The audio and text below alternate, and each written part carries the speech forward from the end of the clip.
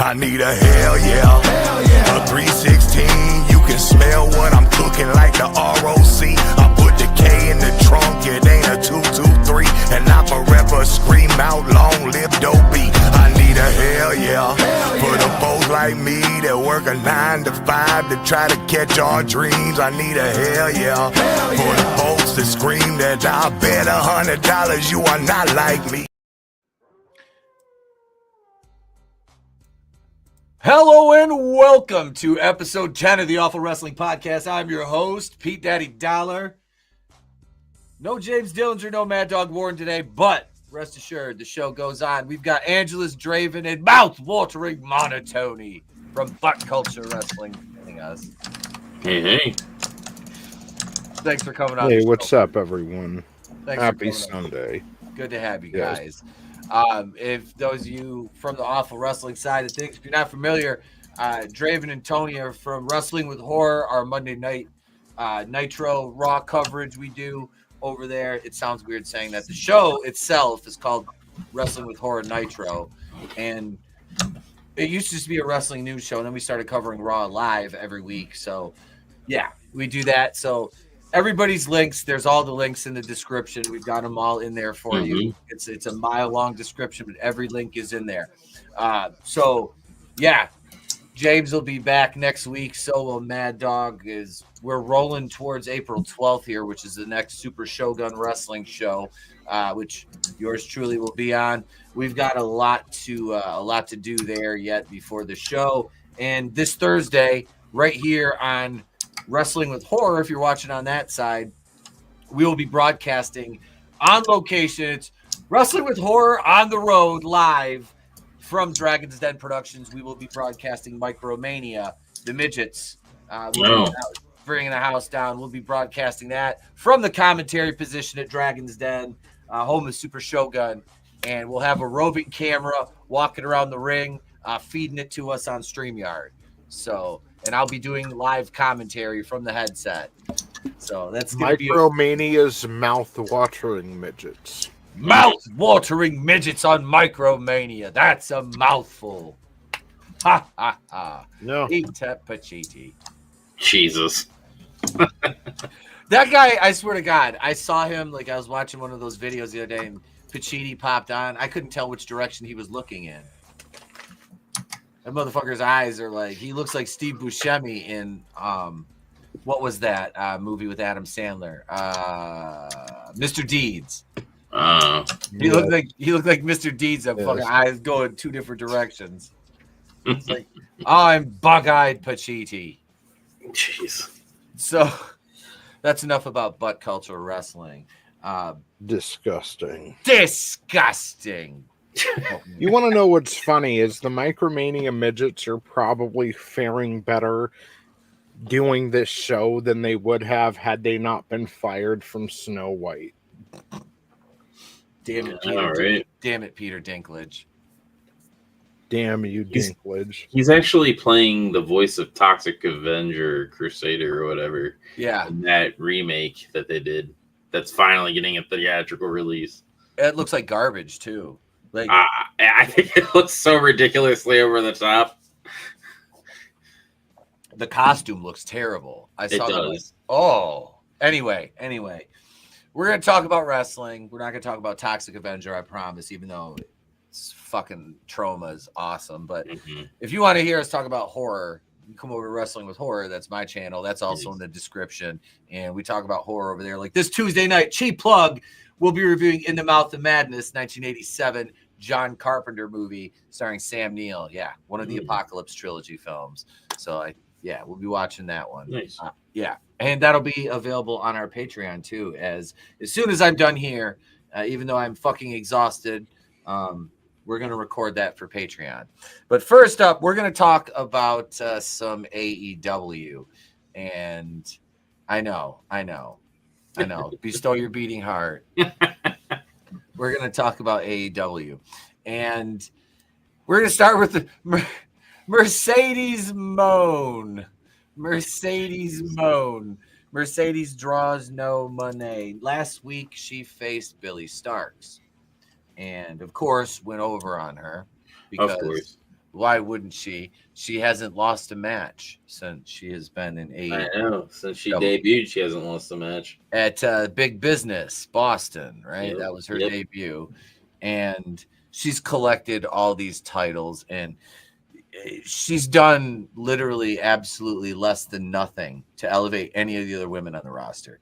No, she hasn't done shit. And No. she's on like an island by herself with the TBS champion and the world champion, not even like crossing paths. So Yeah, it doesn't make sense that her and Toni Storm haven't acknowledged each other's existence.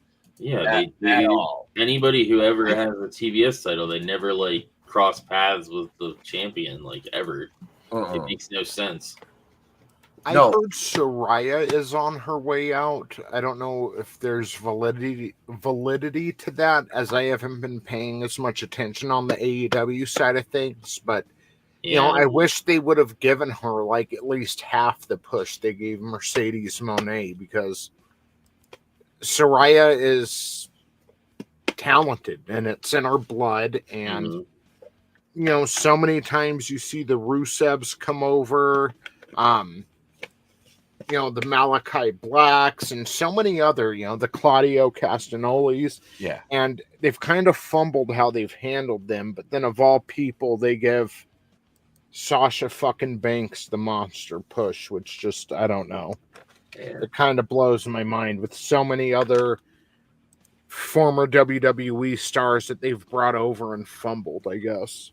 Unless they plan on giving Soraya the TBS belt, because she was world champion for like a week or something like that. I know, but for the most part, she's kind of just been in weird supporting roles, and you know, and it's weird because it's like, I mean, maybe she doesn't want to be in the spotlight. I don't know what's up with her neck. I know she asked to have like some time off because her and her boyfriend were kind of splitting up, her and Ronnie Radke. So she was dealing with a bunch of that stuff. So I think that's one of the reasons why she isn't. She just released a book too, I think. I mean, that alone, though, a Soraya versus Mercedes Moné feud, and I get it, they're both former Fed wrestlers. Well, that would be money, you know, and that's not even bringing in their biggest talent, Toni Storm. Especially because Sasha's the reason Paige was out, so it would be a great feud. It would be money, unless Sasha doesn't want to work with her. Yeah. Which wouldn't surprise me. No, Soraya retiring, I mean, who cares? Who cares? What has she done since she came back? Nothing, but I mean, I mean, them fighting each other like would be like a carryover from like the Fed. Since she retired before that, and then came back to AEW. But she's done nothing. They have to build. Yeah, build to it, and then what's the payoff?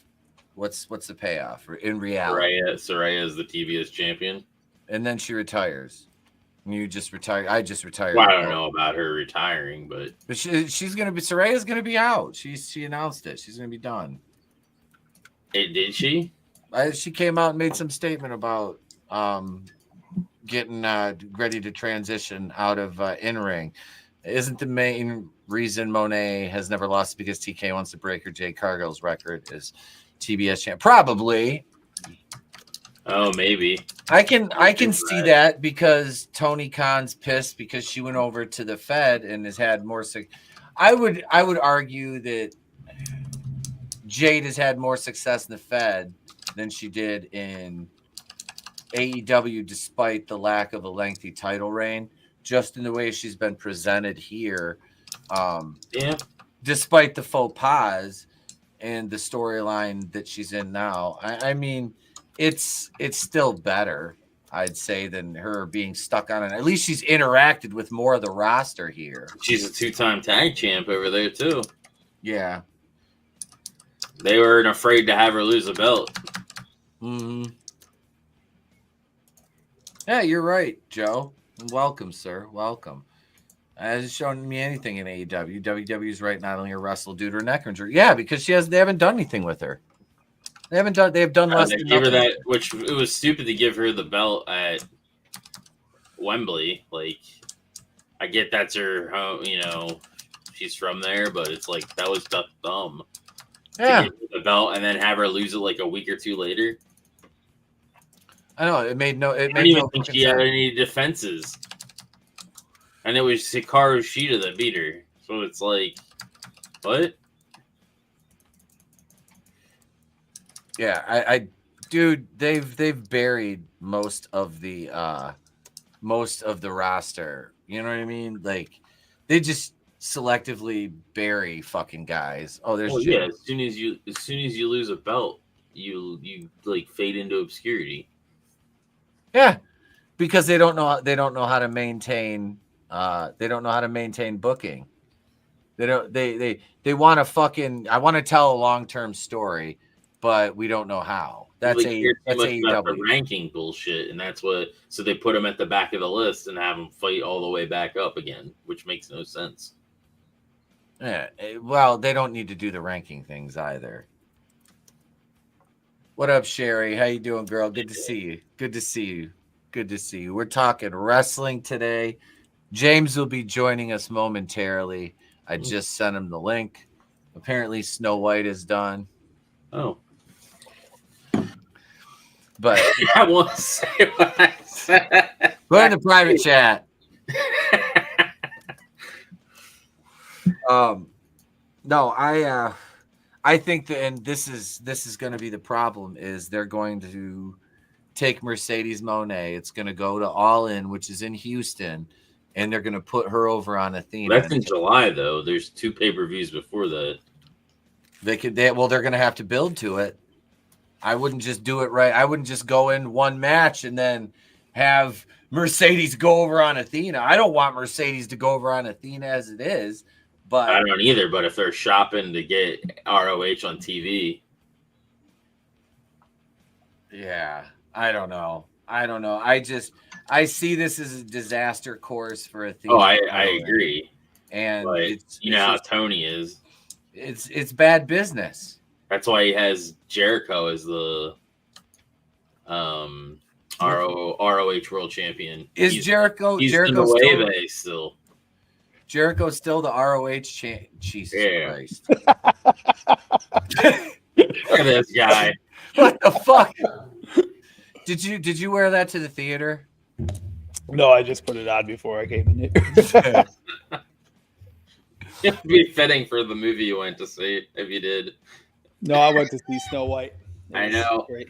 That's the joke. You have to suspend disbelief that the queen is uglier than Snow White, because Jesus Christ. I was gonna say they're asking me to really work here. I think Disney has this new thing of seeing like how far they can get the princess's fucking eyes to go apart, because the Little Mermaids were like here and then Snow White's are here. By the time they fucking redo the Frog Princess, her eyes are going to be back here and she's going to be Asian. Whatever. Anyway, what were we talking about? We were talking about stuff they're doing in AEW about women's wrestling and Mercedes. them. Mercedes Moan, yeah. Godzillionaire said James had to change out of his dwarf costume. I don't think this hat's working for me. He's the world's largest dwarf. Well, and then the fact that they jobbed Billy Starks to her. Yeah. It's like, why do that? Like, now you just destroyed momentum that she had. Mm-hmm. Even though they kind of already destroyed the momentum she had in ROH when they had Athena beat her twice for the belt. And it's like, what are we doing here? Like, Yeah, but having Athena go over on her in that mentor-mentee, which is fine the first time, but the second time there needs to be a payoff. Like, you need to give her the belt the second time. They're not like, because then she's like, been under a wing some more and kind of gained that experience, and she would know what to do the second time around. I want to see Athena go to the main roster. I just don't want to see her get lost in the shuffle up there. And I think she's talented enough to where she won't, But the problem is the incredible weight of massive stupidity that goes behind this man's booking right Yeah. here. Why the hell is Megan Bain already? Like, they should have built that shit to like All In, World End, something. Like, I don't understand it. Like, obviously, she should be in that spot as the number one, like the challenger. But as soon as she comes in, like, I don't know. Fresh out of GCW. Yeah, they did it with Camille too. Well, Camille was more seasoned than Megan Bain is. Camille was, women's world champion of NWA for like 800 fucking days. Yeah. Megan Bain, I don't know if she held gold in GCW. She's in Stardom as well for a while. Okay. But Camille has more years under her belt than Megan Bain does at this point. Yeah. So moving this absolute star right into a title picture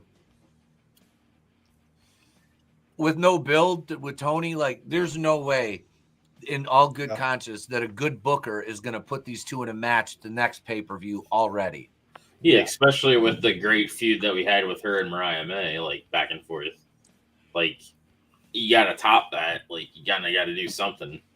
Yeah. You can't. She should probably be the one that should be the next world champion. Like, she definitely has the look and she has the in-ring skill to do it. But already, like, that fast. I feel like if you put her in there and she takes the title, everybody's going to complain. If she doesn't take the title, then she's just going to slide down. I don't know. Either way, it's a lose-lose situation. Mm-hmm. And that's right, Just Joe. Megan Bain from Tony Khan, my shiny new toy. That's it. That is exactly it. Is that like a Joey Legend WWF Attitude Era reference? I don't know. It might be. You remember they brought Joey Legend in and they just called him, "What's your name, Joe?" What? Joe? What? Just Joe. That was like fucking. Were we supposed to do an awful gimmicks episode? Is that should be in there? Yeah. That would in Techno Team 2000 with Eric Watts and when your dad's not the booker, you can't be world champion. Damn it. But no, man. Yeah, he said it, Just Joe from 2000 WWE. See? I thought so. But no, man, Megan Bain, I like moving her right into that program with Chris Statlander with no build is a mistake, because that is the equivalent of like Wardlow and Hobbs right there on the female side. Like, you've got basically like two stud females, like 6'1", 185, fucking 5'9", 180 or 175, whatever stat is, and they can both work. So why do you just give that away? Doesn't make sense. Yeah, and then they repeat it on the pay-per-view, so it's like, why do I need to see the pay-per-view? I just saw this match. Yeah, there's literally zero fucking point to it. Or they'll do the pay-per-view, have them fight each other, and then they'll have them fight each other again off the pay-per-view right after it. So it's like, so I didn't need to watch the pay-per-view after all. I'm okay with the rematches taking place after the pay-per-view, because that's something that's been done for a long time. But yeah, there's just not much rhyme or reason to anything Tony Khan does. We were talking about it the other day when we're saying, can you imagine if Moxley really wanted to do something, Tony Khan telling Mox, no, you can't do that. No, you can't land on those spikes. Like, he can't control the locker room. And for all of Vince McMahon's faults, his word was the law. And if you went against him, I mean, he would take an ass whooping. We all know Chains, If he had to take an ass whooping, fine, but he didn't budge from his positions. What he said went. And the same can't be said for Tony Khan, which everything after that just kind of trickles down. He has no business running a backstage area, much less the front end of the wrestling company. He just doesn't have the vision that it requires. No, but that's what happens when you put in a weak man in charge of a bunch of fucking sharks. And make no bones about it, James, an inexperienced promoter, what are the boys? What are the boys going to do to him? They're going to fucking eat him Run alive. all over him. That's it. And Yeah. Tony Khan made the mistake from the very beginning of he wanted to be one of the boys. Yeah. You're going to have a group of guys, one group of guys that they're going to be his best friend, and they're going to get in his ear, and they're going to run the whole fucking company, not that guy. And that's and and he's every place ever. Yep. Khan is the perfect sucker for that because, again, the kid grew up rich. Mm-hmm. He it's lonely on the top of that mountain. He was isolated. He obviously didn't develop right, and you can see that in how he interacts as an adult. Yeah, exactly. So he never knew, were the kids coming to his birthday party in Hawaii because they genuinely liked him as a person, or did they want to go to Hawaii and that was just their ticket, you know?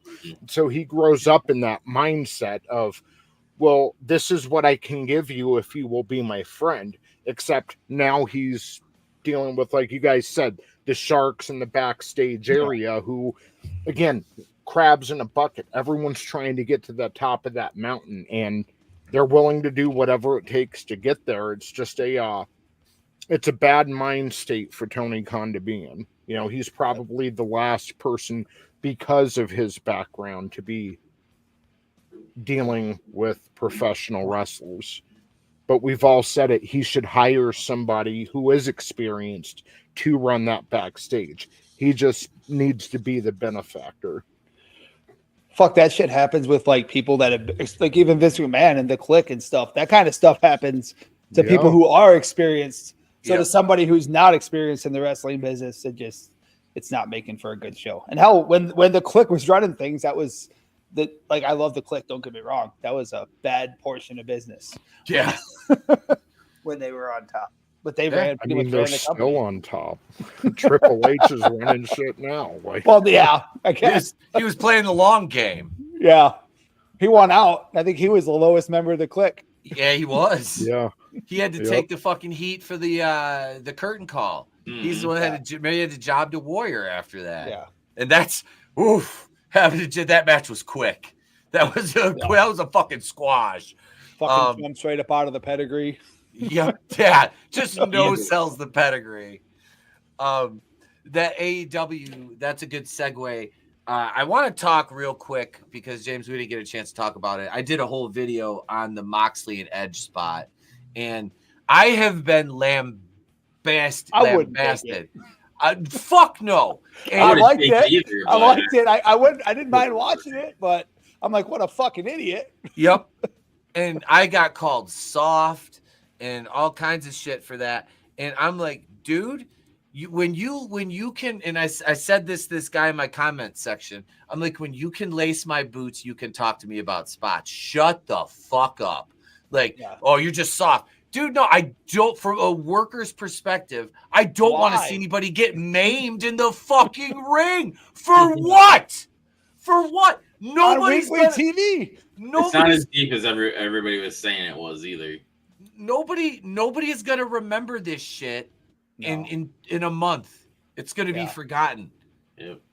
So why do it when it may not have went as deep as it looked, but the thing is, the variables that could have went wrong, the negatives far outweigh the positives. The cost benefit to this is not in balance. My least favorite part of the whole fucking thing, it wasn't even the main event.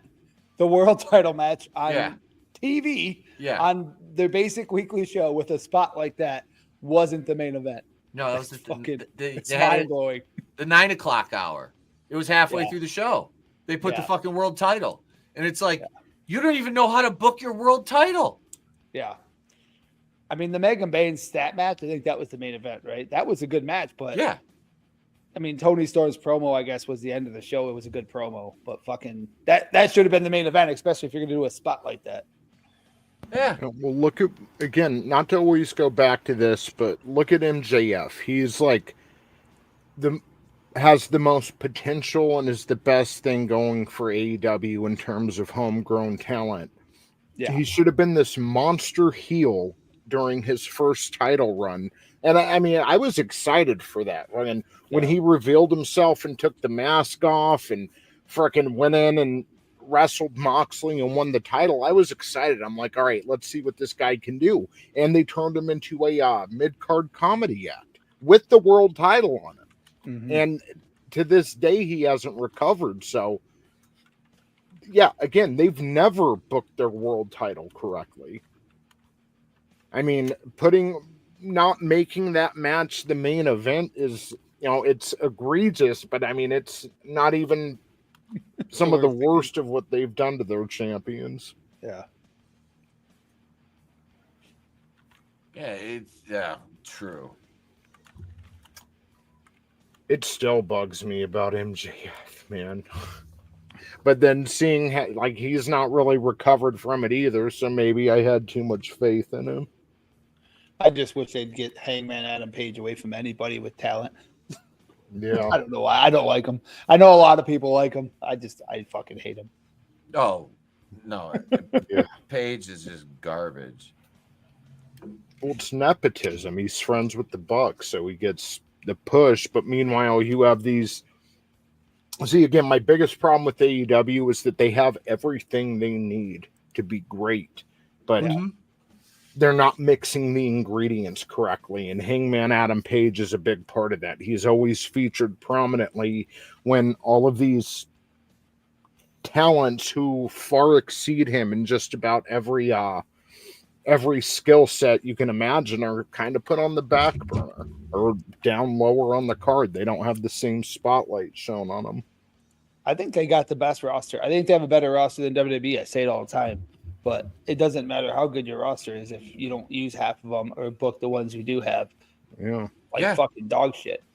Yep. You can have all the ingredients to make a great stew, but if you don't put it together correctly, it's going to taste like shit. Yeah.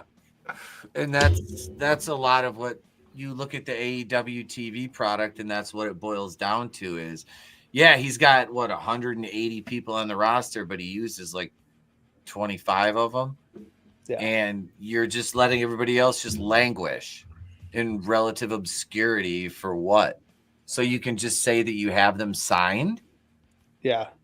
And then, I mean, he had people like sign and let him go that like Aleister Black or Malachi Black and Miro and these other guys that he could have brought in and put on the top and never really did anything with them. They get like a small injury and then that's it for them. It's fucking dumb. Were you watching when Malachi Black first debuted and was feuding with Cody? He was fucking that. But he was white hot. Like the crowd, I was like, this is a main eventer here. And then they kind of let him languish away in the trios division. Yeah. I think they're like one of the guys that they were getting over with the Jericho thing. Like the heat is dying and they need to do it fast. It's like Big Bill. Like he was really getting over with their crowd and it was time to break him off like 3 months ago. And he's still in there. And I think I think the reaction for him is getting lower than it was. Because who I can't remember who was wrestling. I think they were in Wales, and they're cheering for him. And they might have been Hook. They were cheering for him and booing Hook, and as they should have. Yeah, you should never encourage Hook ever. Yeah, he's god awful. Let's talk a little bit about the confirmed matches for WrestleMania 41, and we've got, we'll start at the top. Cody Rhodes versus John Cena for the WWE Championship. Those two are going to be under the same roof again tomorrow at the OVO Hydro in Glasgow, Scotland. We'll be covering Raw live at 3:55 Eastern tomorrow afternoon on Wrestling with Horror. Are we going to get more of a nothing burger like we did last week? I mean, we got a good Cena promo. Cody was garbage, but I mean, is it Cody's promo? I don't like anything he does. It's so contrived. It's so contrived and forced and just homogenized. And Tony, he's over with the kids. The kids like him. He's the new Cena. I know. Oh God, I know, and it kills me. I heard somebody else say something about that. I can't remember what channel it was. It might have been The Hater, but he said he said you listen to Cody, and he said he has to stop and think about what he says. And somebody was like, this, and just like you did, Tone. I was like, oh my God. Yeah. Yep. I was like, it's not just us that sees this. Yeah, it's even the Cena promo, I mean, I don't know, man. Everything under Triple H, I don't mean to like blackpill and everything, but it just like it seems like Triple H either takes the safe route or he'll do random surprises like Io Sky winning the women's world title or Jey Uso winning the Royal Rumble, but then has no like good follow-up to justify those random surprises. I think like Cena's Cena going to take the title. Yeah. That's what I'd like to see. It's just I feel like they could have hit his heel angle at like a better angle. Like he could have come at it at a different perspective than, you know, I'm mad at you fans for booing me, even though I've dealt with it for 25 years, but now I'm at the tail end, like winding down my career, and here's where I snap. Like, I don't know, like even when Hogan turned heel, and they were booing Hogan in WCW for a while, you know, he's getting boos, but he didn't come off like that. Like he came off real cocky and was like laughing at the fans. Like, I've always been Hollywood, you know, you idiots just bought into it. And I'm not saying they should have directly taken from that, but Cena could have like it. He kind of was whining a bit in the ring. Yeah. And I feel like he could have been like, I'm the same motherfucker from 2003. Y'all got played and I got paid, you know? I'd like to see him cockier, I guess, is what I'm saying. Yeah. I thought you were talking about the turn itself. I was like, the turn itself was pretty good. I didn't know you were talking about the promo when he did on Raw. Oh, yeah. Dude, and they foreshadowed that turn when he took advantage of Punk getting curb stomped. That was really good. Yeah. The turn itself was good. It was really good. Like, I still maintain they should have done it at Mania and kept teasing. Like I said, mid-match, double down. Rock throws a fucking chair in, and Cody looks at it, and he turns and goes to revive the ref because you do a double down ref bump, and then fucking Cena grabs a chair, waffles fucking Cody, wakes the ref up. AA 1, 2, 3. Him and Rock said that would right there. I think you could have got them to fill the ring up with garbage. Especially if they teased Cody taking Rock's offer up until Mania and teased him being heelish, but then at that moment he looks at the chair and decides against it, but Cena doesn't. He has that crisis of conscience moment where he's like he's like shit, he's fighting it, you know, because we all know Cody's a heel. Mm-hmm. Cody's a fucking heel. He's he's Homelander. He's a fucking heel. Even his promo with him in Before Chamber with him and Punk, like it screamed heel. Like he's like that like cowardly heel kind of like where he's like not confident in himself kind of heel, you know? Yeah. So Steve Austin's involvement, what do you guys think? Oh God, I hope he doesn't come out and help Cody. Tony, I don't think so. I think he's gonna help Cena. I hope he does. That's my thought on it. That's how Cena's gonna get the title, and then he'll carry it to SummerSlam, and Cody will probably get it back. He comes. I see Punk getting it back. Or getting it. Yeah, because it'll be full circle with him and Punk. Yeah. And that's more money than Cody versus Cena again. I think they're gonna involve Steve Austin. Like they've been kind of hitting at it. Steve Austin's been kind of hitting at it. Mm-hmm. Mm. I know it was supposed to originally be Taker instead of it was supposed to be Austin instead of Taker. Well, last year I believe they said that Austin was supposed to be in the spot that Taker had at Mania, and Austin refused to do it. Yep. Well, and the problem with Austin being involved is he's just coming off that knee replacement surgery in December. He's 4.5, 5 months out from that. I mean, what could his involvement really? He's what, 59, 60 now? Is he 60? Who now? Austin. Austin? Is he in his mid 50s or I don't know how old he is. I can't remember, but I thought He's he was got to be close to 60. I thought he was mid to late 50s. Goldberg's supposed to have He's, a match at the end of the year too. 60. He turned 60 on December 18th. Okay, so he's 60. He still looks good. No, he's in good shape, but he's still 60. Yeah. His match with Kevin Owens was at 2 years ago. It was a banger. It Yeah, was. it was good. It really was. But that was 2 years ago. He's now 60 years old, knee replacement. I mean, he's going to be in Las Vegas. He confirmed that. So what is the scope of his involvement? I mean, could he give out a stunner? I mean, probably. I want to see Punk versus Stone Cold.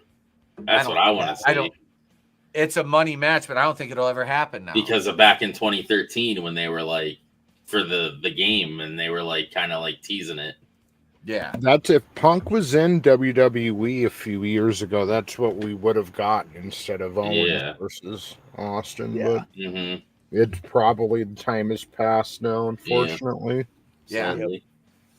Yep. That's no. Oh, throw it on the Bret Hart Kurt Angle pile. Oh God, yeah. Roman Reigns versus CM Punk versus Seth Rollins. Punk gets his Mania win. Yeah. That's what I see. This is Heyman. I think this is Heyman heel turning on Roman. Yeah. Because a heel Punk's better than a babyface Punk all day. Oh, yeah. Every day. Oh, for sure. Agreed. Yep. Still, absolutely. there's still that part of me though that would love to see these two like world-class athletes like Roman Reigns and fucking CM Punk fighting over this fat Jew over here. And then and Cena. Yeah, go ahead. No, just Heyman dicks them both over and leaves with Brock Lesnar. Like in a perfect world, that's what I'd like to see. Or leaves with Rollins. That's yeah. That would be a swerve. This is bro. That would work perfectly though if Heyman goes with Punk and he turns heel because Cena's not ending his career as a heel. He's gonna there's gonna be a redemption arc where he turns face again. Yeah. So that would be perfect because then you could switch him back to face and have heel Punk versus babyface Cena for the belt. Maybe, but going out like in the ultimate heel move would be legendary if Cena, like if he just did something just egregious in his last match and didn't, have the redemption arc. Like that'd be fun to see. It would. I'd like but to you're see probably right. Like I want to say I want to see him like go out putting somebody over that they're gonna do something with, but like they had him put over Austin Theory already, Solo already, and did nothing with either of them. So like, what does fucking beating Cena clean at this moment even mean? Like it means jack shit, and it's kind of fucked. Because they could use him, like had they not done that, to put over like Jacob Fatu or something, in his last match, and really get that person over. Did you see that they already had ukulele? They've had him signed for like a year. Yeah, it's like he signed. It's like him and the other one. How Jesus Christ! And the other one is in the Performance Center, but he's not doing as they like. He's newer and he's not performing as well as they had hoped. There's too many Samoans, too many Samoans, too many Samoans, too many Samoans. He's not even Samoan. He's Fijian. It's like he's like Fijian or Fiji or whatever the fuck they call those people. I don't know. Is it Fijian the right word? We're gonna get Bloodline 3.0. Oh God, please don't. Please don't.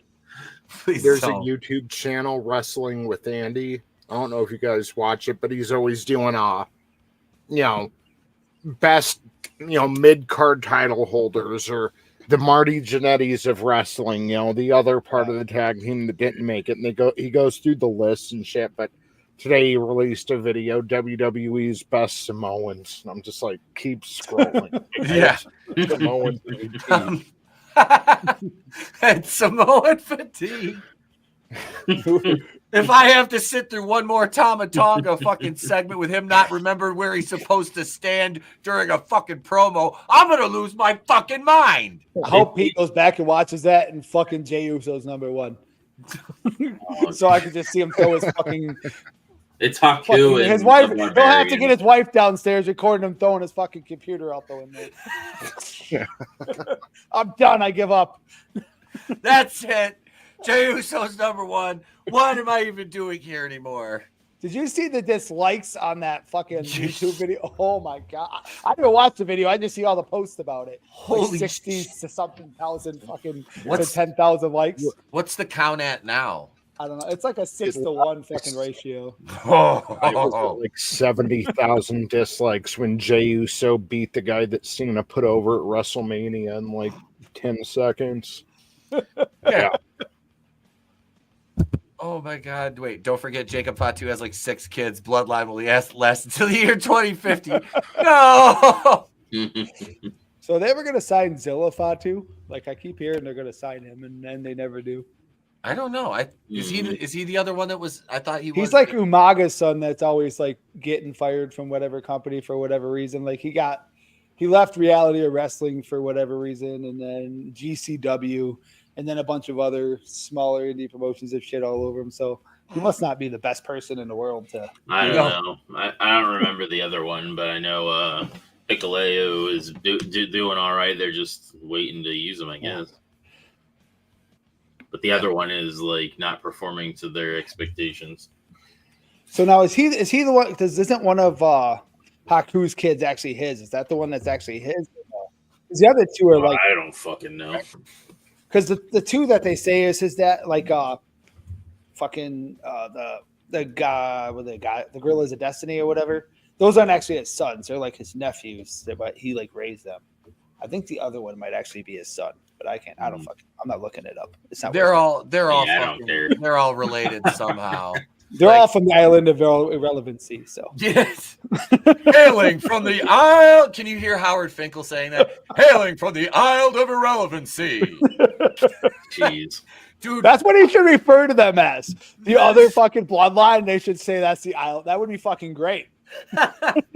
Why have they not done that? the Isle of Triple H, Irrelevancy. you owe me fucking money if I hear that next week. What? It's going to show up on SmackDown. The Isle of Irrelevance.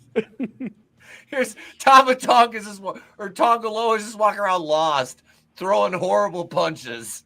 I'm gonna get a bunch of hate mail tomorrow from a bunch of fucking Fijians saying, even if they're, I don't even know if it's Fijian is the right word. Yeah, I'm fucking done. Either way, I'm toast. I'm a racist. It's over. Canceled. He's fucking canceled. I'm going to ask Grok that. I'm going to ask Grok how to refer to Vietnamese people. He's like, we refer to them as Bobs and Vagine. Nobody can see me now. You have no idea what I look like. They just rewind 15 seconds earlier. You have no idea where I'm from. I'm not in Michigan. I gotta fix this in post. Wait, I think I have a Lions belt there too. I don't fucking. So I need to mirror it so I know what arm to put up. Yeah, it's Fijian.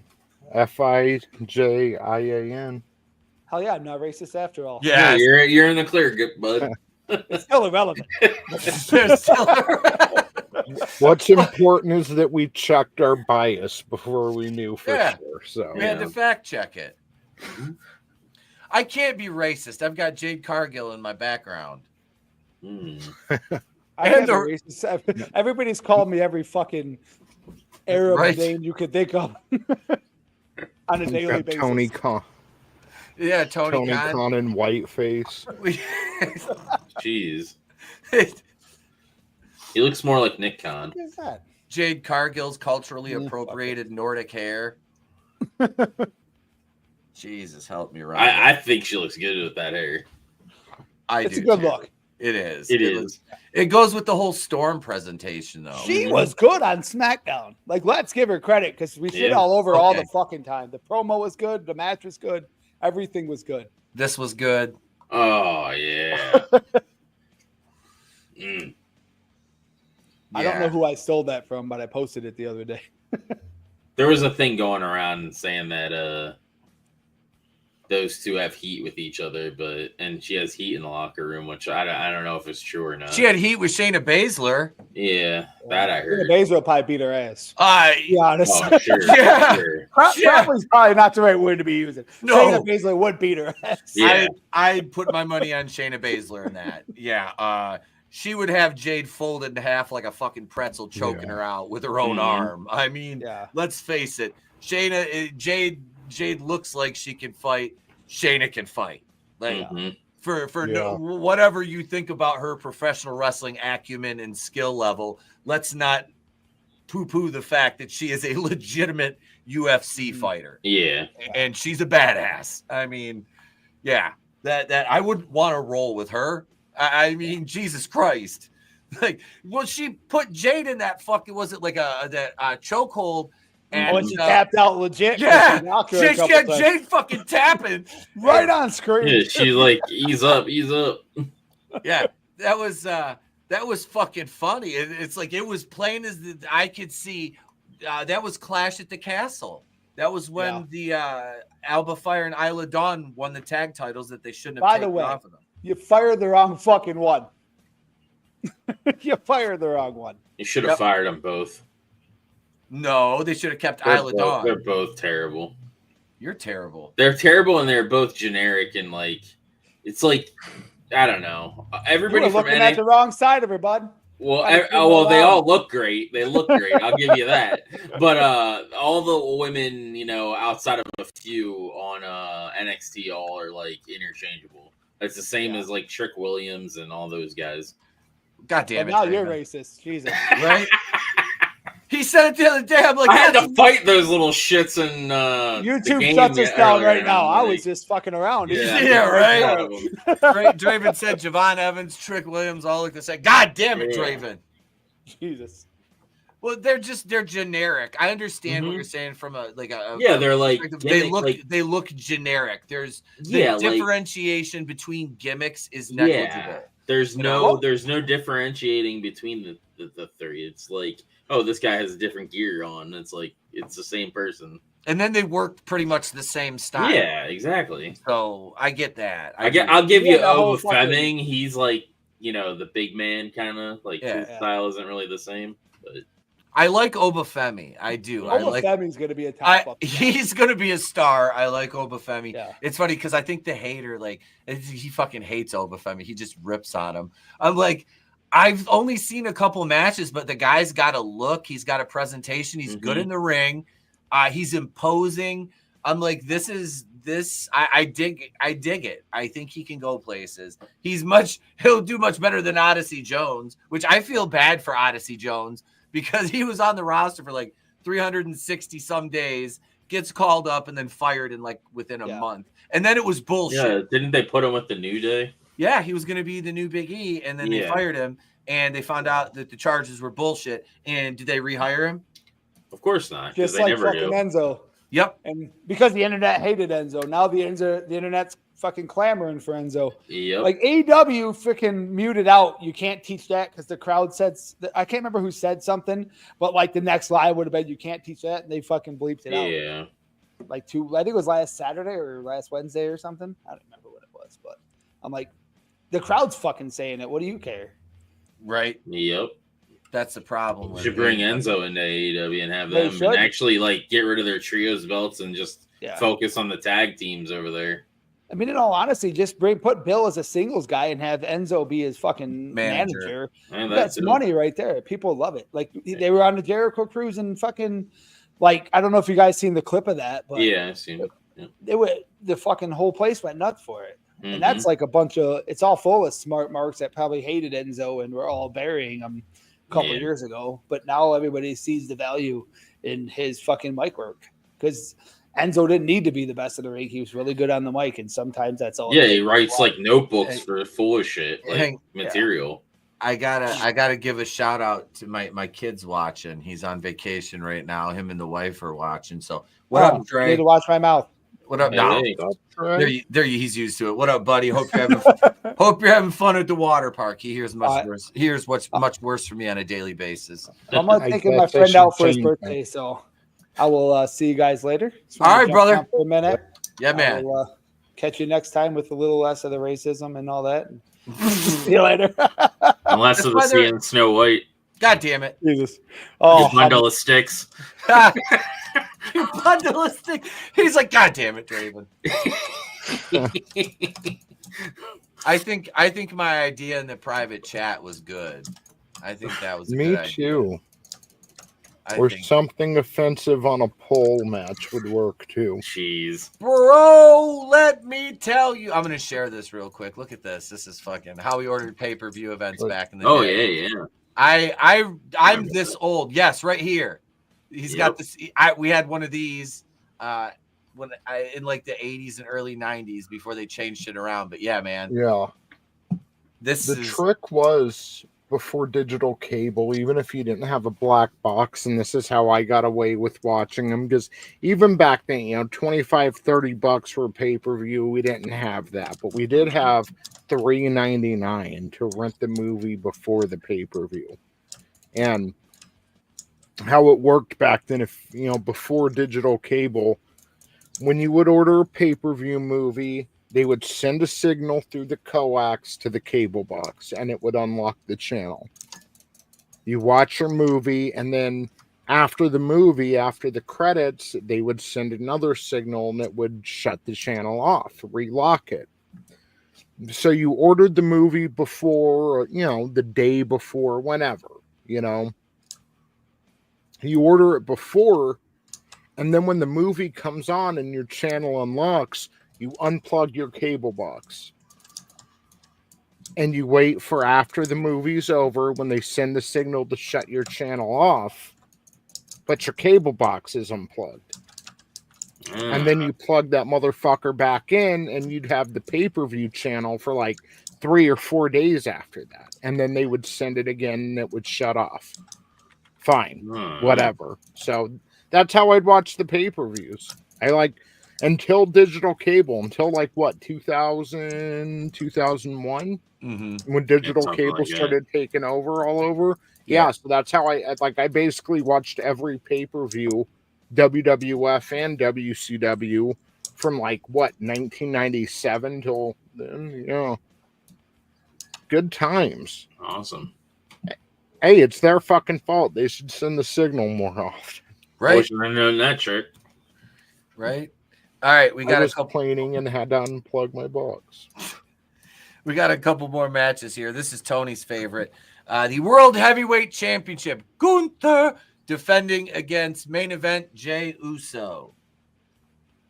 Yeet. They actually fought already? They've fought already, yeah. But no, this is for WrestleMania. Oh, okay. I thought they fought in SmackDown. Sorry. No. But no, this is confirmed for Mania. Everybody and their mother knows, even my mom, whose ashes knows that Jey Uso's going over. She's eating in the afterlife right now. Mm-hmm. I just made Jesus Christ. Is this where I'm at? I'm making jokes about my mom. This is where I'm at in life now. It's okay, Mom. I love you. You know that. She's upstairs planning like Olivia Soprano right now, still in the afterlife. She's gonna have a hit on me. But no, I think Jey Uso's obviously going over in this. What story they have to tell after he goes over remains to be seen, though. Mm-hmm. I mean, Gunther, they've ruined him. Again, any momentum Jey Uso had coming out of the Royal Rumble is gone. Yeah. Any electricity this match might have had, which wasn't much, is gone. The way they've built this match, the way they've built up to the title match of Raw's top prize is gone, and it's just tragic. Like, there are ways to tell stories to make things interesting, and you can take Jey Uso and you can take Gunther and make something very interesting out of that, but they're not. It's not interesting watching Gunther wrestle jobbers for 2 weeks while Jey runs out, and then Jey wrestles jobbers for 2 weeks while Gunther runs out, and literally the same thing every fucking week. Gunther trying to put Jey Uso in a fucking sleeper hold. That's like the rest move in a wrestling match. That's the boring part of a wrestling match. Mm-hmm. And that's the buildup. When, like we talked about before, the fans should be fearing for Jay's life. Like, yeah, it's for the title, but at this point, maybe it's better if you don't go after it because this Gunther guy is a maniac and we don't want him to hurt you, Jay. They should make Gunther into like this killer who eventually fucks Jay up a couple weeks before the pay-per-view so bad. You know, can't say he hits him with the car. That just happened with Jade Cargill. But maybe, you know, he comes out with the jacket off and the stage onto the concrete. Something to where Jey Uso's fucked up. The audio or the commentators stop speaking. You just have all the officials around Jey Uso's body laying there. There's the silence and the noise from the crowd to give it that real serious feel. And then you take Jey Uso off TV for the next week while Gunther brags about it's not even WrestleMania yet. He's won. He's taken out Jey Uso. And then Jey Uso returns the Raw before Mania. And he's got the heart. He's the underdog, but he won't quit fighting. And Gunther, you took your best shot, but I'm still standing. Bring him to WrestleMania. Gunther's beating Jay's ass through most of the match. You know, again, the fans are fearing for Jay's safety at this point. And then Jay pulls it out at the end with that emotional, heartwarming win over the bully, over Gunther, over this vicious, brutal opponent. You know, make it interesting. There's nothing interesting about sleeper holds and jobbers. I feel like that's a personal attack. He should lean into the Imperium thing. Well, they just freaking destroy it, like you said, just destroy him. But should, Imperium style. They should have kept Imperium together. Oh, I agree. They should have kept Imperium, and you can replace Vinci.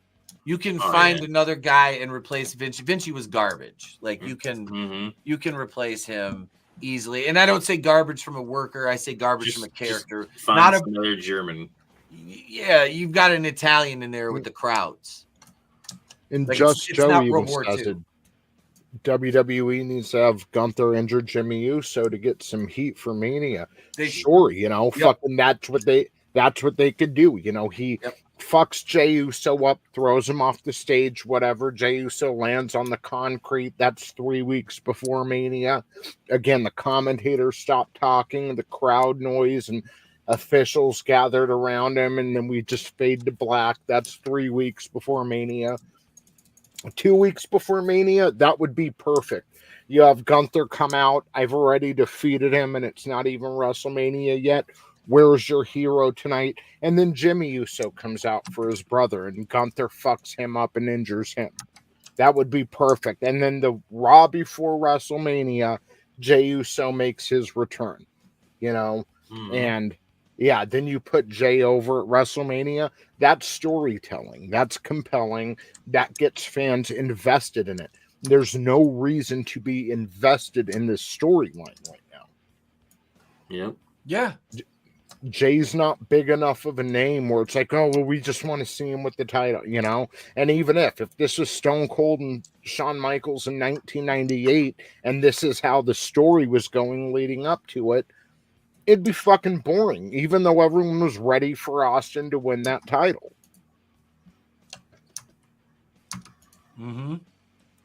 Yep. Yeah. Yeah, this feud it's not being built properly, and you've got to add another degree of danger into it, or else what are you doing? What stakes are there for Jey Uso? I don't even see who he's gonna rival. Like, who are his rivals? Right? Like, what is he even gonna do once he wins it? Like, yeah, I like the whole it was something spontaneous that they made him win the Rumble. Yeah, but like, what is the long term booking of that? Like, yeah, there's no let's look to the future first before we start, Yeah, Random surprises are good in wrestling when you have something to justify it. But when you're just doing, hey, well, swerve, bro, wasn't expecting that, and there's no follow through. Yeah. At that point, you're J.J. Abrams. Unless they plan on dropping the belt to Penta for Braun. And then Braun goes after him, which I'd be all right with. And then they just hot shot, like he's not going to be a long-term champion. I think Braun needs to cook a little longer, but I want to see Breakker go after Cody's. I don't want to see him diminished. Not at all. I think Braun Breakker needs to go after Cody's title. Yeah, once he's ready, once he hits that arc. Yeah, once he's the main character. He's almost there. He's got main character energy, dude. He's almost there. I still think they should put Maxine Dupree with him. Oh, you're not going to hear any complaints out of me with that because it'd make a good pairing. As a manager, like a heel man? He's a heel, right? Yeah. He's kind of a tweener now. He's not a heel. He's supposed to be heel, but the crowd fucking pops for him like a motherfucker. Man, like he was kind of a heel against AJ Styles, but then he turns around and he's facing the Judgment Day and Finn Balor, and he's the face. So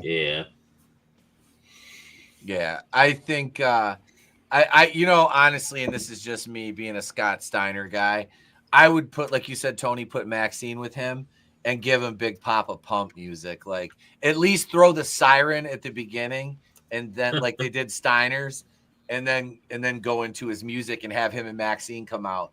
Like I think I don't know how his dad would take it though, if he, you know what I mean, if he's using Scotty's stuff more than his, but. You didn't want to do a lot of Scott. Like I know because wants to stand in his own, which I'm fine with that. Either way, putting Maxine with him would be a really good aesthetic. And yeah, Jeff, Cena and Cody is a dumb story and it is boring. I know what you're trying to say, bro. I know what you're trying to say. It is boring, kind of. There's like because we know where it's going to end up. You know, we know where it's going to end up. Well, altogether, it's like we're still in second gear heading into WrestleMania. It's like, guys, like it's almost April now. Yeah. Like we need to step it up. We need to make the road to WrestleMania is supposed to be the most exciting time of the year.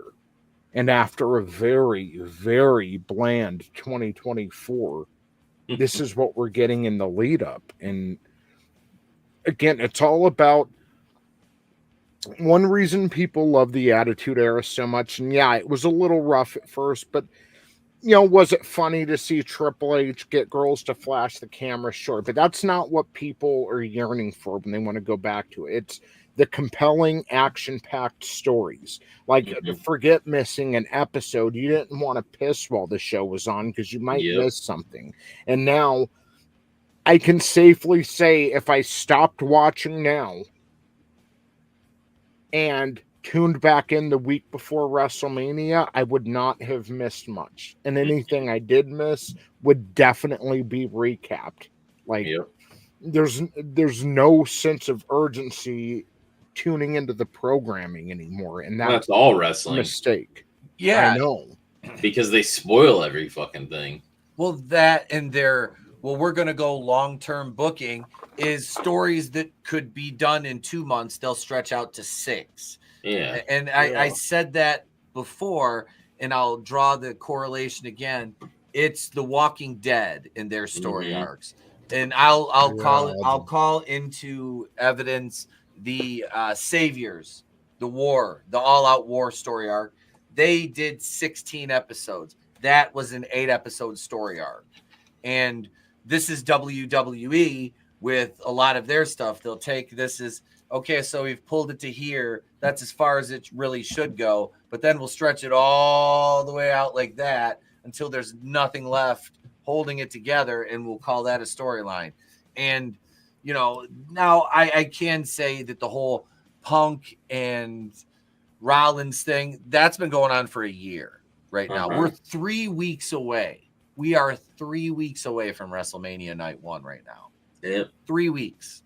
That's the most interesting thing that's going on. And even then, it feels like they just threw Roman Reigns in because they literally have nothing else for him. I thought they were going to stretch out the whole Tribal Chief solo thing to WrestleMania, but they concluded that on the first Raw, on Netflix. And now, like, what's Roman Reigns doing? Like, he has really no story going into WrestleMania, so they have to base it around their Royal Rumble eliminations, which is like, I don't feel like CM Punk and Reigns should be upset. I could see why Reigns would be upset with Rollins. I can see why Rollins would be upset with Punk, but I don't see why CM Punk and Reigns would have beef right now. It's kind of ham-fisted. It's over Paul Heyman, though, because Heyman owes Punk that favor, and Reigns is jealous because Heyman is his guy.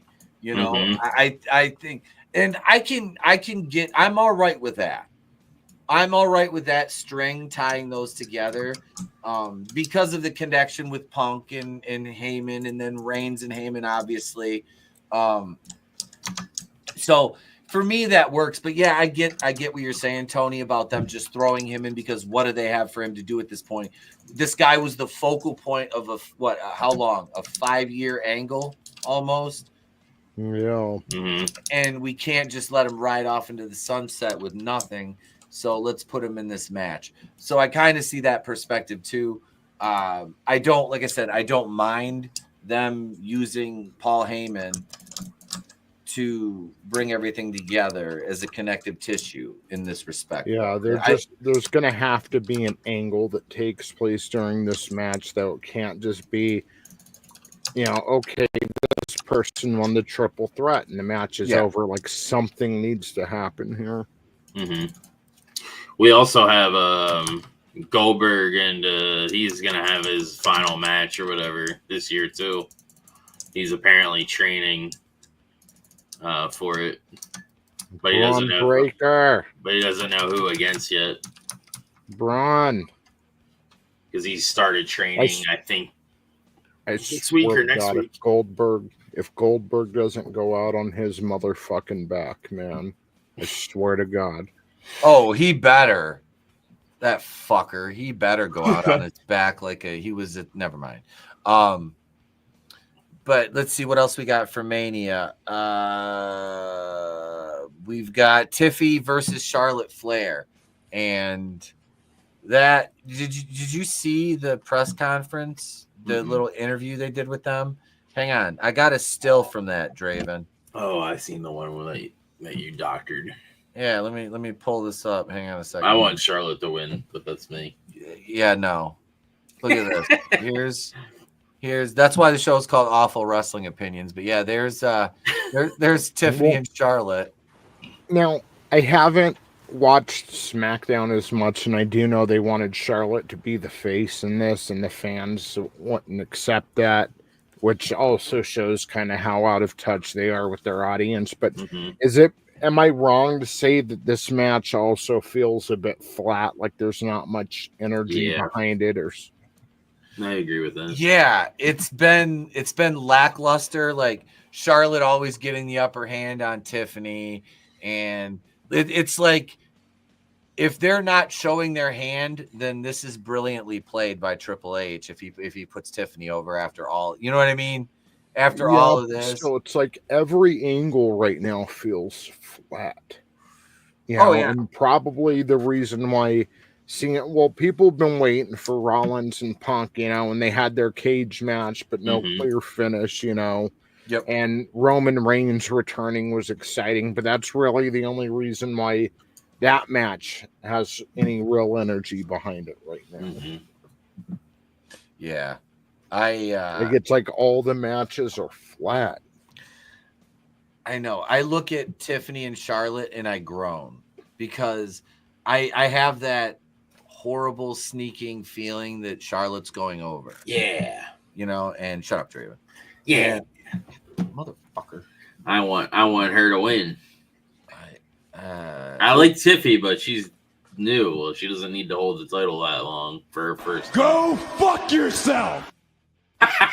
She doesn't need to hold it that long for her first title reign. See, I think the opposite, not just because I really like her, but because it's her first run with that title. You could build it where she chases back after her and makes it even bigger. We'll give her. I give her. She's had it for a couple months, 6 months, maybe 5-6 months. She won it at. Oh God, it wasn't. Which one was it? Was it SummerSlam? I don't remember. She beat Jax or whatever. She beat Refrigerator Jax. I think it was SummerSlam. That was on a regular show, wasn't it? No, I think that was a pay-per-view. No, I thought she won on a regular show. Hang on. When did Tiffany become WWE Women's Champion? Let's see. January SmackDown. Oh, yeah. Yeah. Okay, it was a fuck finish. All right. So she won it January 3rd. So she's barely had it 3 months. I thought she won it before the end of 2024. Okay. So do not take the title off her. Off of her.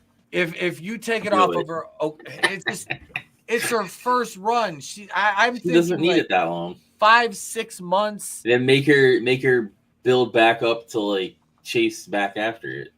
But then will Charlotte want to put her over? Because how long are you going to leave it on Charlotte? And is Charlotte going to want to do the job? Because she's like, well, look, I'm what's best for business, blah, blah, blah, blah, blah. Even though, and I like Charlotte. Yeah, I respect to be fair, her. she's a really good worker. I'm not saying she isn't. So I'm not saying what other person that is on her tier as far as workers? Tiffany. I don't know. I think Tiffany. I think you're letting your think for you. No, I'm not. I'm honestly looking at it from terms of work, durability, athleticism. I think she's on par with her. The only thing she lacks is experience. I mean, she's not as technically proficient yet, but she can get there, and I think she has a better power game because of the way Charlotte's built. Charlotte's built like a stick figure. She's athletic, she's toned, but she's very fucking thin. Tiffany has the gymnastics background. Not to say Charlotte can't do that same stuff, but with her age and injuries, that has substantially lessened, some of the things that she can and can't do. And I'm not saying she's like washed up, not by any stretch of the imagination, but right now, I don't know.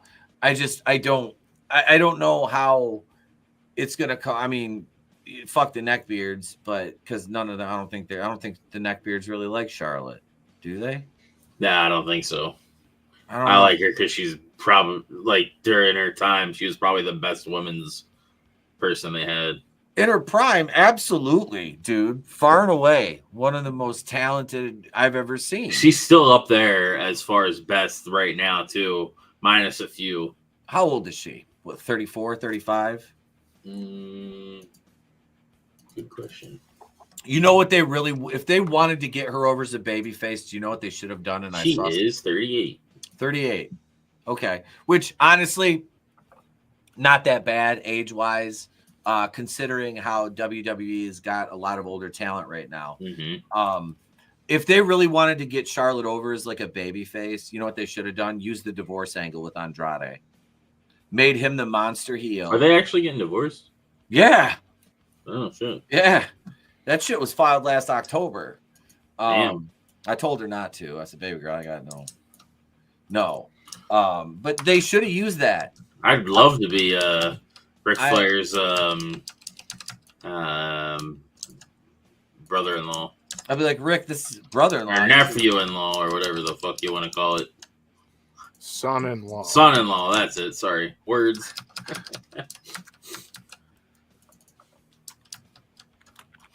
Yeah. Yeah,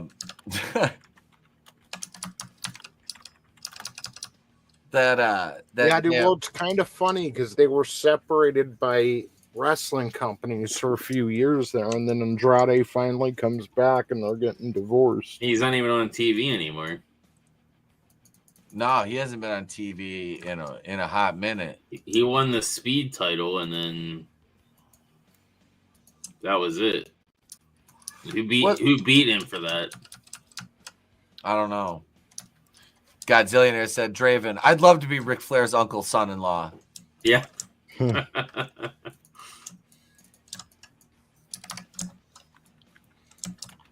sad part is I could have said son-in-law from the beginning, but I left Draven out there to drown in his verbal stew. It's all right. Leave him to his own I'm fucking sorry, devices. dude. Tony's like, nah, you know what? Fuck it. I'll let him hang. Fuck you, bud. You don't like Roxanne. Right? He's like, oh, you don't like Roxanne Perez? Fuck you. I'm not going to correct you.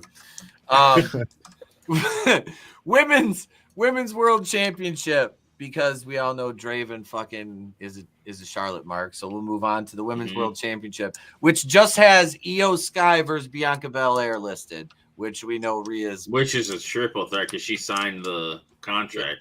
Yeah. Because there's no money. I'm sorry. There ain't no money in Io Sky versus Bianca Belair. And Io will take the fall for either Bianca or Charlotte. Or not Charlotte. Rhea. Sorry, I think Io's gonna come out of it. I think that's the surprise they're gonna go with is you've got these two beasts of women, and then Io, who they've been downplaying this whole time, is going to be the winner. But it's like this is one of the matches I was kind of looking forward to was Rhea Ripley versus Bianca Belair. That's a solid women's match. Yeah. Two big personalities. They can both go in the ring. They both have personality.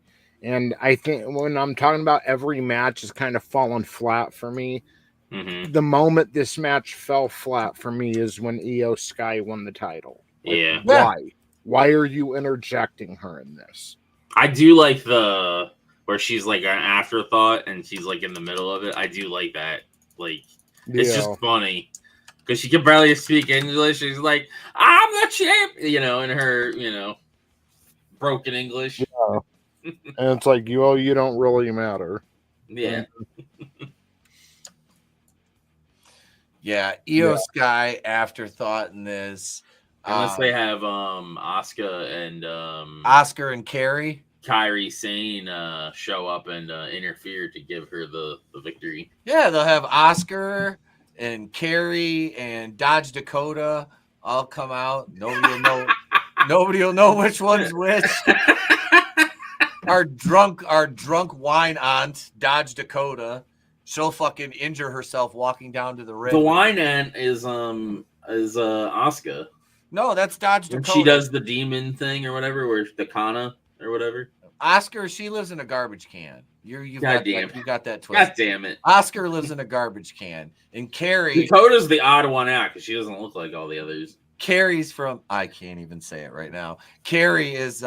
she's from Sex and the City. And then Yo-Yo Ma's a cellist.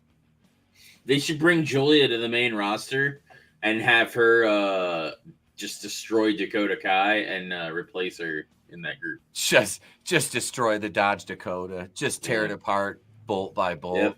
Or they'll distract her with a box of Franzia wine. And put Gulia in there with them. Julia Gulia. Mm-hmm. I'm going to be named Julia Gulia. Jesus help me. What the fuck is wrong with you, Draven? I don't know. I think she's cute. Which one? All of them. Except Dakota. He doesn't. He's like, I'm not attracted to Dodge Dakota drunk wine pants. Let's see. So I don't know, Tony. I think you might be onto something though. Like in all seriousness, that they could be using this to put Io over.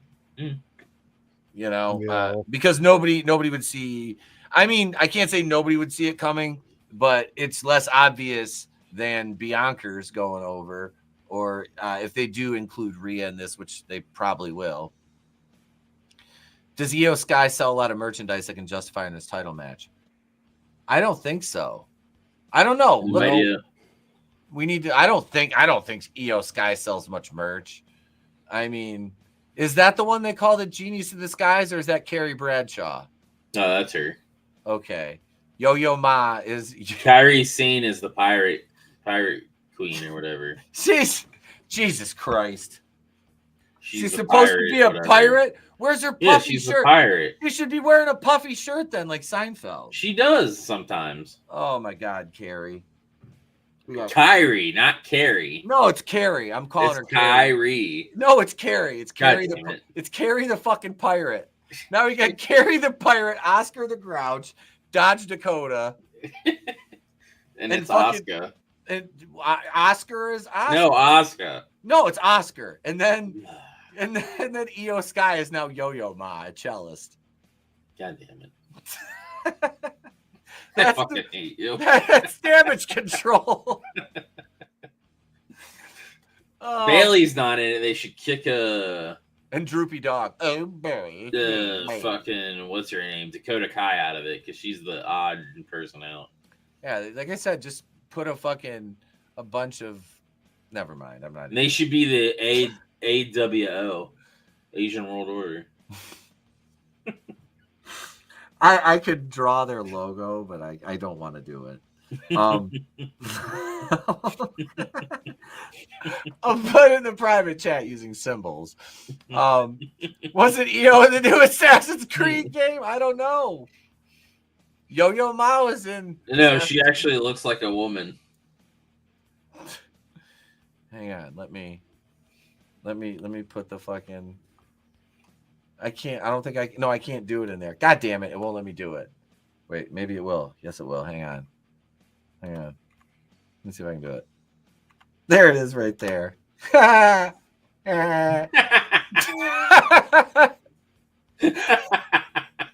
jeez. That's their fucking logo.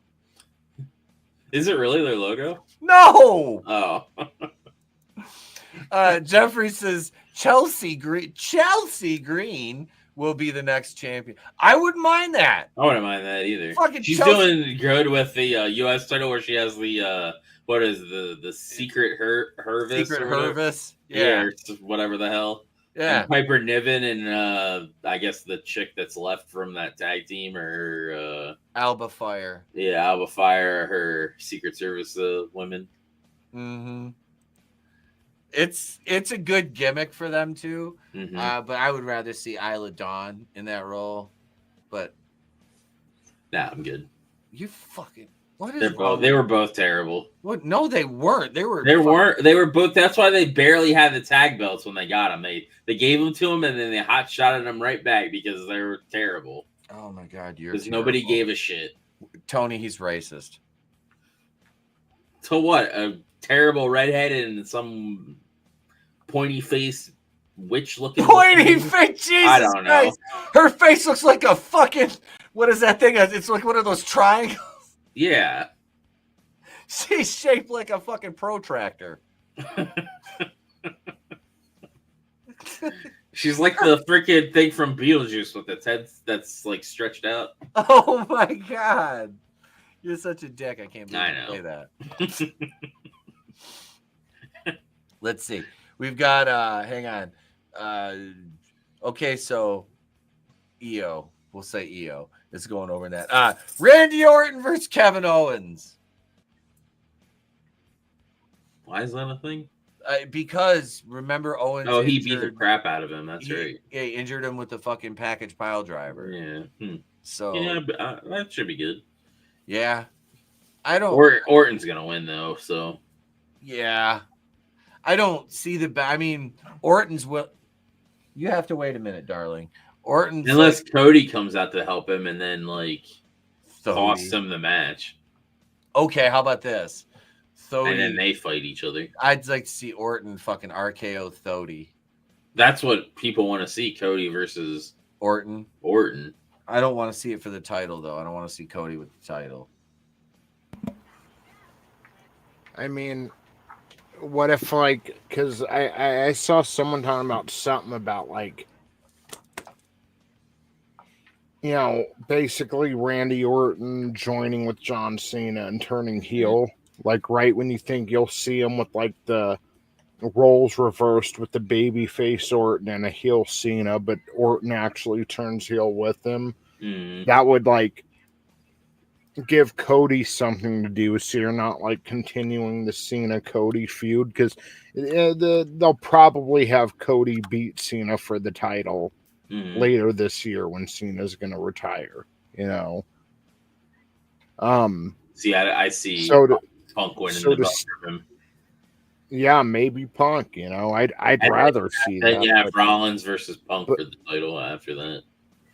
That would like give them a reason to veer away from Cody and Cena, as if Orton came out and interfered, and then Orton and Cody could feud, and it would take Cody's, you know, attention off away, Cena, basically. Mm-hmm.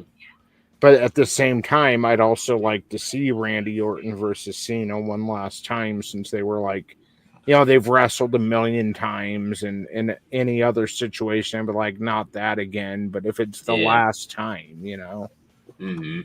So I don't know. It's all fucking flat. And a year from now, we're going to talk about what a shit year it was. So, yeah, maybe. I wouldn't mind seeing Cena and Orton again. Like if it's, you know, the last ride, you know what I mean? That's because that's one of his like biggest feuds. If that's the case, he needs to be if Orton faces Cena and he actually goes over on Cena as like his last match, Orton needs to come back as the Legend Killer. Yeah. And just freaking destroy him. And then you could have, if you want to do something with the final boss too, you could have him put the Rock away too. Yeah, that'd be fine. Nobody would care. Rock wouldn't do it. I can't look weak, brother. That's the Rock. I can't. It's him now. I can't look weak, brother. He sounds like Hogan. Yeah. Drew McIntyre versus Damian Priest is close to being made official. And then you have Penta and a few others flirting with Braun Breaker's Intercontinental title as well. And we know, let's see, that's only, that's 2, 3, 4, 5, 6, 7, 8. That's only 8 matches. So I see Penta winning Breaker. I'm okay with them taking the title off him only if he moves up a notch. You know what I mean? Like that's the only way. And his brother is signed with the Fed now. Last I heard. They actually signed him. Yeah, last I heard, he's signed now, and he's going to be going to SmackDown. So he's already through like training, and I guess so. He doesn't really need training.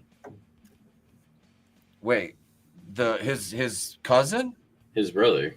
No, Ray Phoenix. Not Breaker's cousin. Oh, I'm sorry, I was confused. I thought you were talking about Braun Breaker's cousin. I was like, Scotty's kid. No. Okay, Ray Phoenix. Yeah, I saw the video. Because then you have them both be like single stars for a little bit, and then you can team them up later. Yeah, I saw the vignette they did for him, and yeah, I'm stoked to see how they use him. And then Malachi's been being teased too. He's coming in April. The 25th, I think. So right after Mania. Yeah. That's the Raw after Mania, isn't it? I think 24th or 25th, something like that. Yeah, that might be the SmackDown after Mania. SmackDown, I'm sorry. Mania's 19th and 20th. Yeah. But I would bring him in the Raw after WrestleMania, even if you want him on SmackDown, you know? Right. Yeah, I don't I don't know. I don't know what they're gonna do with him though. That's my only I like him being back, but it's I don't know what they're gonna do with him. Like, what is his gimmick gonna be? Is it gonna be the same as House of Black, or is it you know what I mean? Yeah. Yeah, what exactly is his modus operandi in his return? Like Ray Phoenix, there's a lot you can do with him. Yeah, it'd be like it'd be a tragedy for them to mishandle Aleister Black or Malachi Black. And then Bliss is rumored to be the leader of the YS6 for the future for now. That's the last thing I really want to talk about tonight, because I do want to wrap up here fairly soon. Is Alexa Bliss has been pulled from all the WrestleMania stuff. Has she? I thought that wasn't true. What was that? I saw Slat Rock reported on that. Hang on.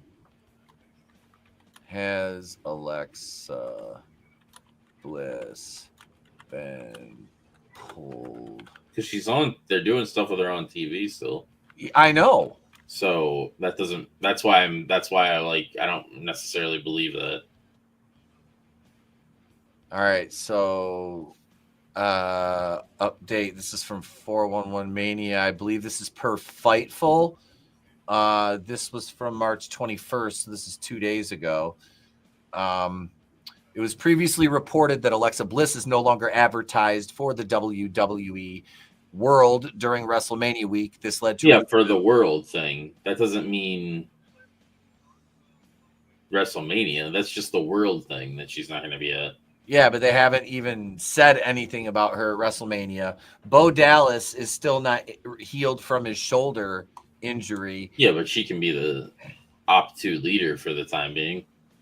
Is introducing her without Bo Dallas, Uncle She's Howie. already... She's established from the original. She's already role. established from the original thing anyway, Yeah. so it would be fine. Yeah. I don't know. And if they're going to try to keep kayfabe with it, then that would make sense for her not to be at World.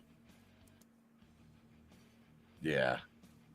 Wait, Adam Pearce announced Braun Breaker for the IC title on tomorrow night's Raw. This is per Fightful.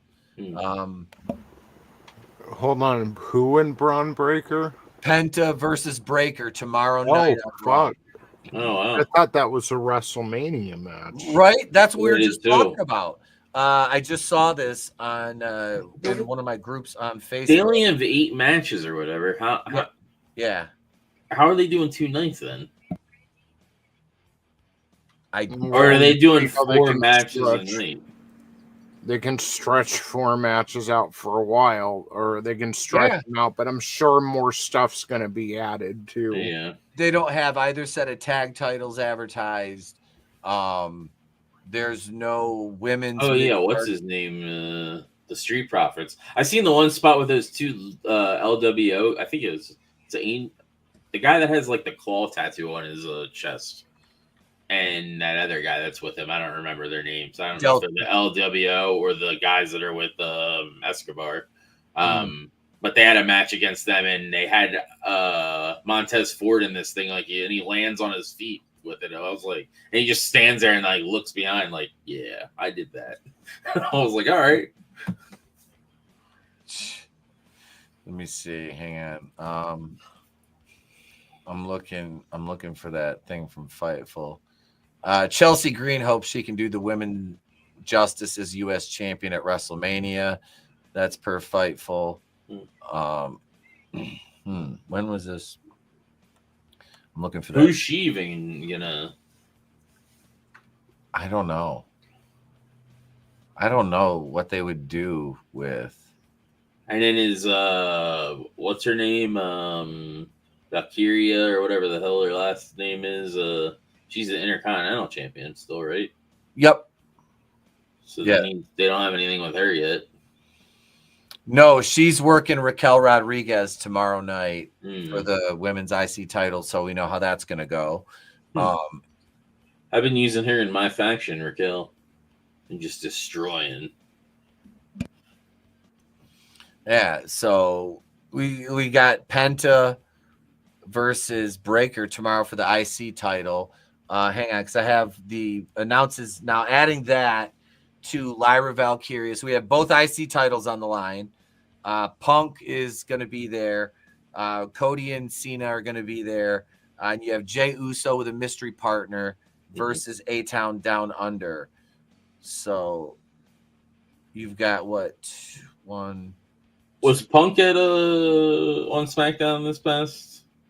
I don't know. Let me look at the results here from SmackDown. I don't think he was. So I thought there was another brawl with all three of them or whatever. Oh yeah. They were. I think they were there. I need to catch the clip of that. I haven't seen it. Let's see. Yeah, Kevin Owens had a promo with Orton. He interrupted Randy. Jimmy Uso and Damian Priest versus Drew McIntyre and Shaky Nakamura. I thought he was injured. Which one? Nakamura. Shaky? No, I don't. Yeah, that's why he dropped the title.